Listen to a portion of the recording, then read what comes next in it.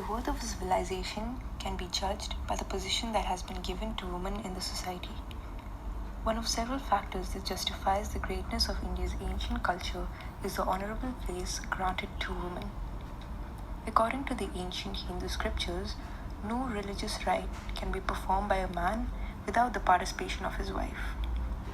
Married men, along with their wives, are allowed to perform sacred rites on the occasion of various important festivals. They are given not only important but equal position with men. The status of women and what they represent has varied greatly from ancient to modern times. The result is that the Indian Constitution today has given to women the equal status with men. There is no discrimination between women and men. All professions are open to both of them. As a result of their newly gained freedom, Indian women have distinguished themselves in various spheres of life as politicians, orators, lawyers, doctors, administrators, and diplomats. There is hardly any sphere of life in which Indian women have not taken part and shown their worth. Women exercise their right to vote, contest for parliament and assembly, seek appointment in the public office, and compete in other spheres of life with men. This shows that women in India enjoy today more liberty and equality than before. They have acquired more liberty to participate in the affairs of the country. They have been given equal opportunity with men in shaping their future and sharing responsibilities for themselves, their family, and their country. But still we observe that not only in India but across the globe that there is still a sort of gender discrimination that's been experienced. We notice that men are paid comparatively more than women in most of the sectors, in spite of performing the same job. There have been many changes in the past few years where organizations do give equal opportunities to both men and women. But the main barrier of not letting women work is that people think that when women go for work, the household is hampered. But people are not realizing that if both men and women work in the family, income of the household will increase and they can lead a better life as well as grow in their career. In most of the families, people think that only women have to cook, clean, and do all the household chores. But the pandemic has definitely proved wrong, because when the house helps didn't turn up for work, both men and women got their hands into the household chores and learned not to be dependent on anyone. And even men have realized how tough it is to manage all the things and to keep the household happy. It's a survival skill and not something entitled for a woman to do alone. There is a lot of gender discrimination in the workforce, and people have described some jobs as pink collar, which means someone working in the field where women are considered to work. Pregnancy discrimination is also there, where pregnant women are fired or not hired because they cannot perform work efficiently, and government has even framed a policy on maternity leave where women have to be given paid maternity leave, which is an expense to the organization.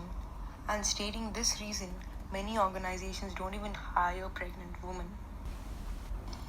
The most shocking fact, which we came to know in class, is that most of the women in the Beed district of Maharashtra don't have wombs. They say that it is a norm in the villages to remove the uterus after having 2 or 3 children. The reason to remove their uterus is that these women are cane cutters and migrate to the sugar belt of the western Maharashtra during the cane cutting season.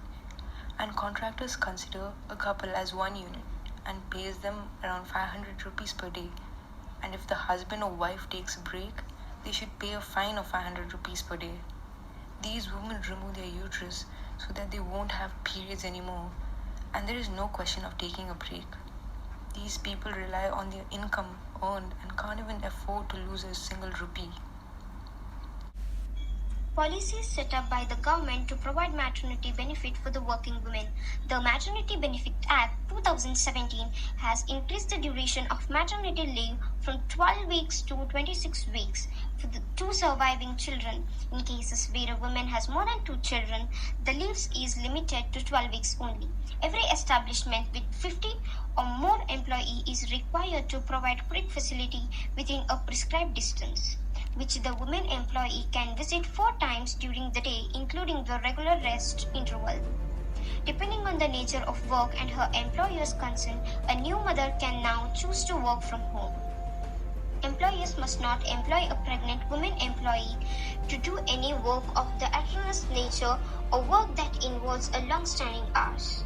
Employers must not ensure that women work during the 6 weeks immediately following the day of her delivery or her miscarriage. It is an illegal offense for the employer to discharge or dismiss a women employee on account of such absence.